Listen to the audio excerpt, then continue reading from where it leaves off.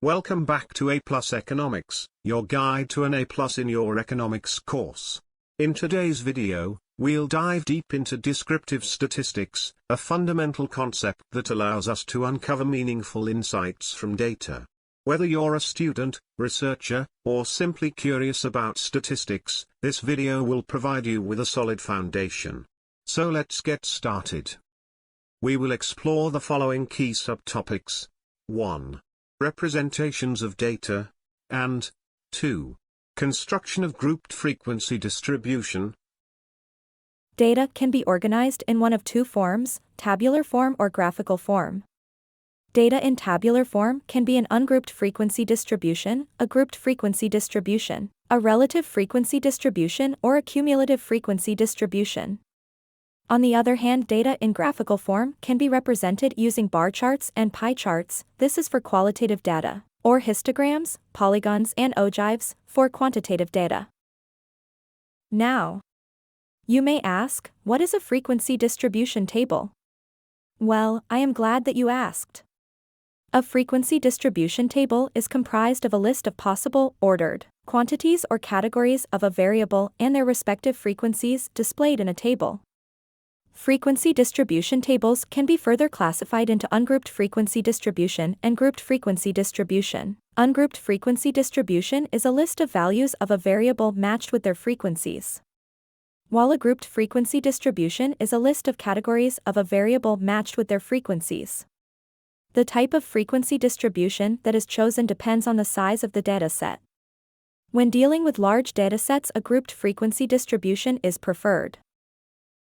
Let us explore some of the key terminologies associated with a grouped frequency distribution table. First up is the range, which is defined as the difference between the maximum value and the minimum value. Classes or class intervals are groups of values of a variable.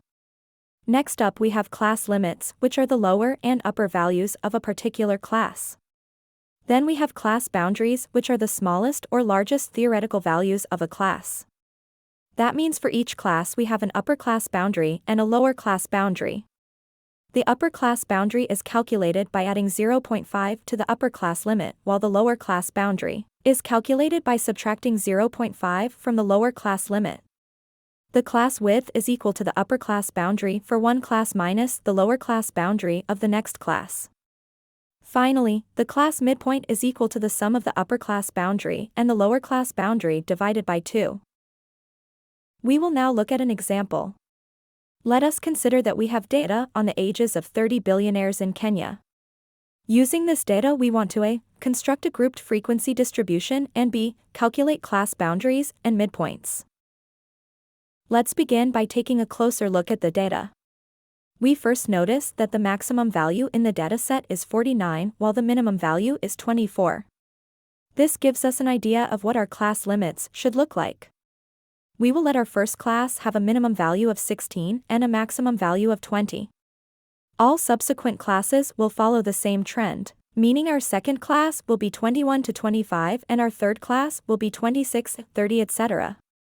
It is important to note that there should not be any overlap in your class intervals. This means that the upper limit of one class cannot be the same as the lower limit of the next class. We can move on to the frequencies once we've completed the class limits. We want to identify the number of data points that correspond to each class interval. Let us examine our data set once more. We notice that the minimum value within our dataset is 24, therefore for our first class interval, we have a frequency of 0. This means from our dataset there is no billionaire who is between the ages of 16 and 20 inclusively. We can then move on to our second class interval. We want to identify the number of data points between 21 and 25. That would be 1. If we move on to our third class interval and apply a similar argument, we conclude that the frequency for the third class is 8.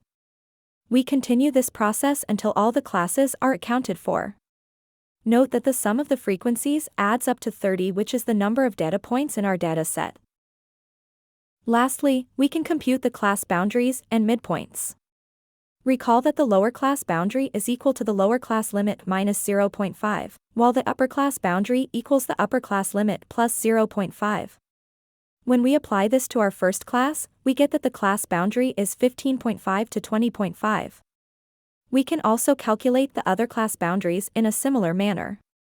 Once we've calculated the class boundaries, we can use those values to calculate our class midpoints. Recall that the class midpoint is equal to the sum of the upper and lower class boundary divided by 2. We apply this formula and compute all the class midpoints. That concludes this exercise. The 3 takeaways are 1. Keep the class limits simple and consistent. 2. Ensure that there are no overlaps, and 3. Ensure all data points are accounted for. That's it for today's video. We hope you found this introduction to descriptive statistics informative and engaging. In our next video, we will continue to explore descriptive statistics by looking at other representations of data. Don't forget to like this video, subscribe to our channel, and hit the notification bell to stay updated with more exciting content. And as always, leave your questions and suggestions in the comments section below. Until next time, happy analyzing.